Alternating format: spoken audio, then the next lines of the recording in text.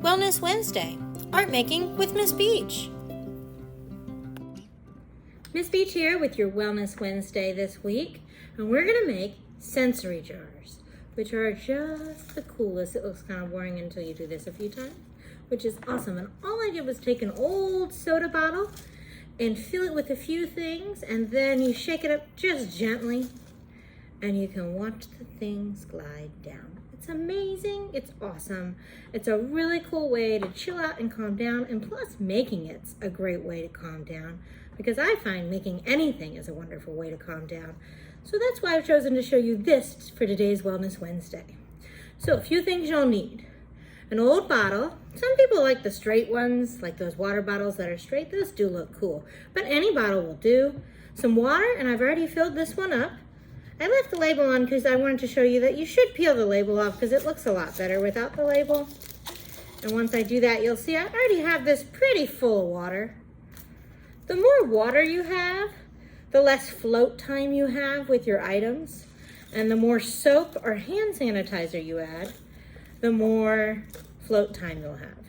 So if you want your items to float for a long time, you should probably use a lot of soap or hand sanitizer. I'm going to use hand sanitizer because I have a lot of it.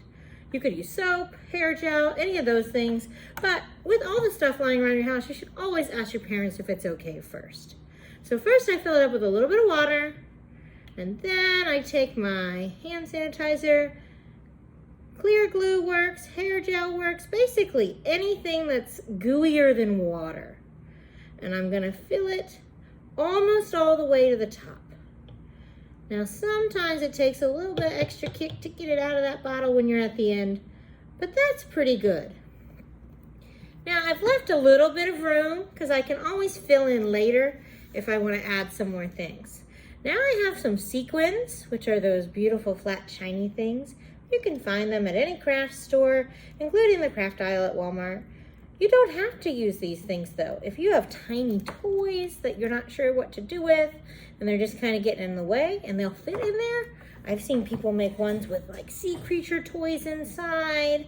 I'm just gonna do sparkles and beads because that's what I have laying around, and it's still awesome. So you choose a theme, or you just go for it. Anything you use in your art from around your house, make sure you ask your parents first. All right, I have some of these little seed beads, these itty bitty beads. I'm gonna throw some of those in there. They're kind of fun. Just take a pinch it in, just like so. I have some bigger beads. These are called pony beads. They would be awesome to use too, so I'll just take a pinch of those, throw them in. The nice thing about these is you can always add more later, less. It's really up to you. I've seen people add watercolor or food coloring if they wanted it to be a certain color. I think that might not work for us because I need you to see what I'm working on. Although I do love color, you could definitely do it to yours. Remember, food coloring kind of stains your fingers a little bit, so be careful with it. But I just heard about a cool type of food coloring called food coloring gel. Maybe you could use that. I've got some glitter.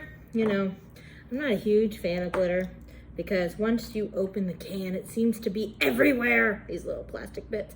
But it is truly the perfect thing to put in your calm down jar, because when it floats in that gel water, it's so beautiful. So I just dumped some in, but you could use different colors too. I have some gold here, some blue, up to you. And again, you can find this in any craft aisle, including the one at Walmart, anywhere. Dollar Tree has them, Joann Fabrics, Michaels, glitters all over the place. Now, I'm looking around the art room trying to find something cool to put in, and I have these old baubles that I'm not using anymore. They're kind of gems, but they were for people's old earrings. Oh, look, a little flower. I'm going to throw those in. If you find stuff like this around your house, please ask your parents before you use it. But it could be a great thing to add into your sensory jar. Just something cool and shiny to look at. All right, now I'm going to test this one out before I decide to add anything else. I'm going to put the lid on, screw it on tight, and then I'm going to shake it up.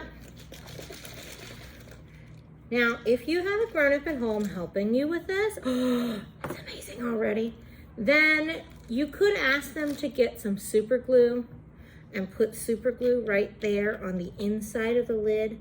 That way it will stay shut and you won't have a boo-boo. If you drop it and it spills somewhere, it won't be glitter everywhere, which is crazy. But look at that. You can shake it, you can spin it, and I might add a little more water to mine, but it's just so cool. And because I have quite a bit of hand sanitizer, my heavy things are taking a second to float down. You'll find the super heavy things already landed at the bottom. The light plastic beads are slowly falling, and the glitter is so light, it's taking a really long time to fall to the bottom. This one I made before art class, before this class, and you can see that some of the glitter is still even floating.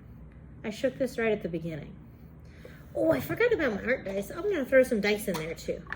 I have some letter dice. I think that would be cool because I could find different letters and maybe even spell things. I've seen people make search and finds out of these. There's 1,000 things you could do. Just chilling out and watching it is wonderful. Making it's wonderful. All great ways to calm down if you're stressed. So check it out. It's a fun thing you can do, and it's really awesome. Thank you so much for joining me for our Wellness Wednesday. Bye-bye. Happy Youth Art Month.